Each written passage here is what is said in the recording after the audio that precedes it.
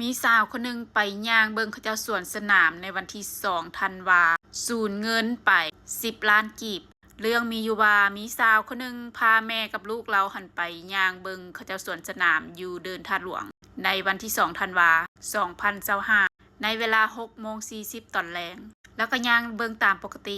แล้วบังเอิญมีชายเว้าภาษาเวียดย่างมาใกล้ๆเข้าใกล้เราหั่นนะแล้วก็มีกลุ่มคนเวียดนามหลายๆคนย่างต่ำซ้ายต่ำขวาแม่เราเบิ่งแล้วผิดสังเกตบอกให้เราเอากระเป๋ามาไว้ข้างหน้าแล้วก็อุ้มกระเป๋ามาไว้ข้างหน้า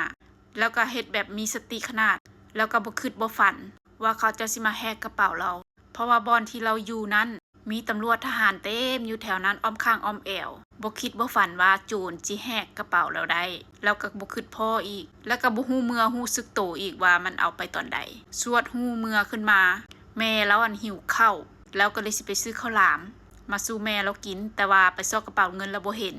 แล้วก็เลยสูญเงินไป10 ล้านกีบมีทั้งเงินบาทเงินหยวนเงินกีบเงินเหรียญรวมๆกันแล้ว10 ล้านกีบมื้อที่เราถูกแฮกกระเป๋าในมื้อนั้นบ่แม่นมีแต่เรานะถูกแต่ว่ามีอีกผู้หนึ่งที่ถูกแฮกกระเป๋าคือกัน